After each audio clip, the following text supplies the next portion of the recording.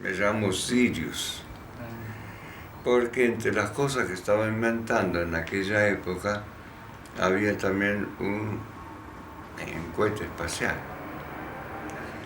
Entonces, bueno, yo que aparecí, que nací en ese momento, dije, bueno, este va a ser astronauta. Entonces le ponemos el nombre de la estrella más brillante del firmamento, que es Sirius. De ahí le ligué el nombre Sirius. Por suerte mi madre logró ponerme Roberto. Hace mucho frío en invierno y mucho calor en verano. Y él fue allá para realizar una idea que tenía de cómo acondicionar el aire en esas condiciones. No se hablaba de aire acondicionado en aquella época. Mi padre en aquella época cambiaba muy frecuentemente de idea, de proyecto, es decir, que no es que le pareciera mal, pero había se encontraba otro que le parecía mejor, entonces pasaba de una en otra. En realidad toda su vida fue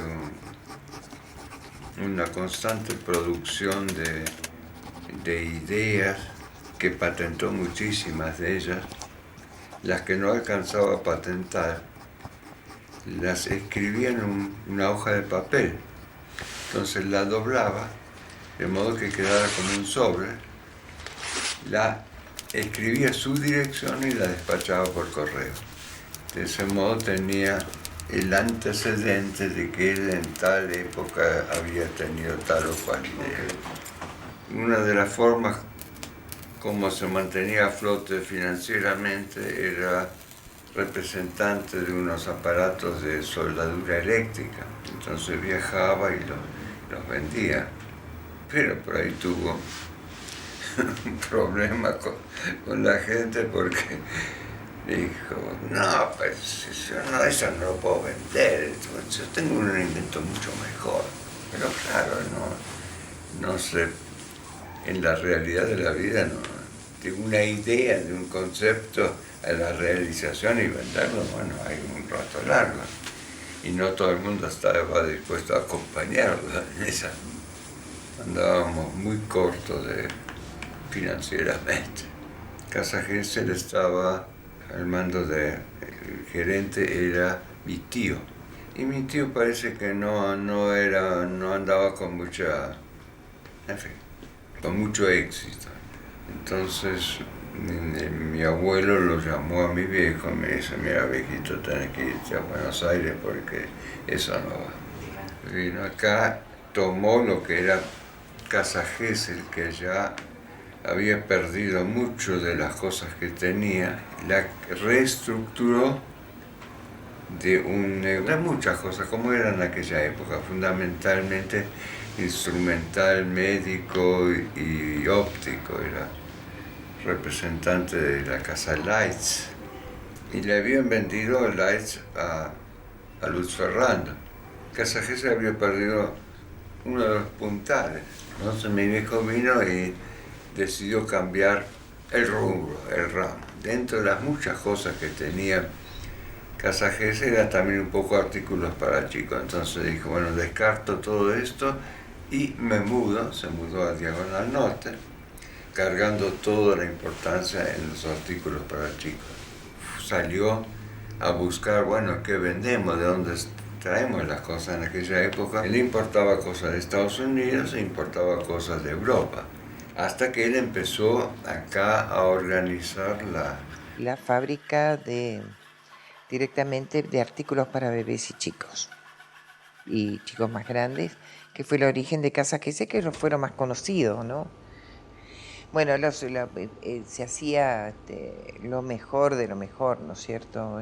Viene gente de Europa, gente muy especializada, porque hay que pensar que en Europa había una desocupación enorme. Antes de la época de Hitler había un 50% de desocupación, después de la guerra 14-18, Alemania estaba muy mal.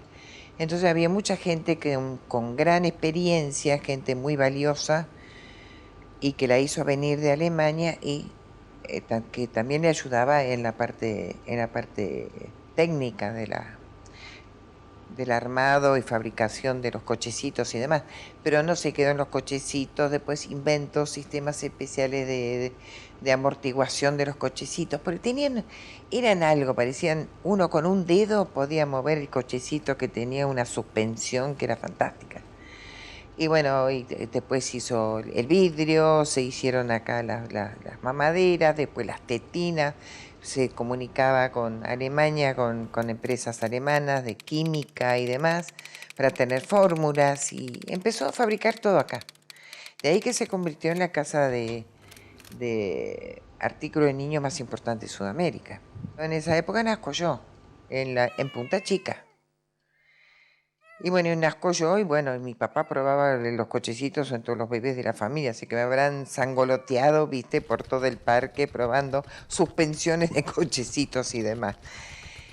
Y mi papá trabajaba en la casa Gesell, que teníamos la fábrica prácticamente al lado de donde vivíamos, y él trabajaba ahí en la casa de artículos de bebé. En esa fábrica se hacía todo, así que él absorbía entre la fábrica y la casa central todo el tiempo. Cuando él venía a la noche, nosotros ya estábamos dormidos, así que... En un verano va a Mar del Plata. Y ahí conocí a Héctor Guerrero, que era un forestador de acá de la zona, y le habla de una fracción que estaba a la venta para deforestación de pinos, que él había empezado a hacer ensayos, lo que hoy en día es Cariló, pero sobre la parte campo.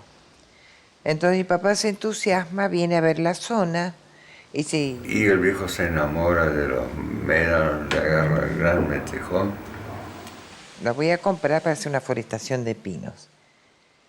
Lo que él compró eran 1.600 metros de profundidad sobre 10 kilómetros de frente de playa. Así que había que pasar los médanos para empezar a entrar en la propiedad. Así que fue muchísimo más difícil forestar en médano vivo que forestar cuando tenés ya la parte segura de campo donde no vuela harina. Era otro el tema. ¿Sí? Casa que se traía la madera de Misiones, del norte argentino, parte de Brasil, para hacer la parte carpintería de la casa Gesell, los cochecitos, los muebles, para niños, que todo eso que se fabricaba acá. Entonces decía, bueno, más barato era hacer una producción propia, acá mucho más cerca, se ahorraba flete, sin saber...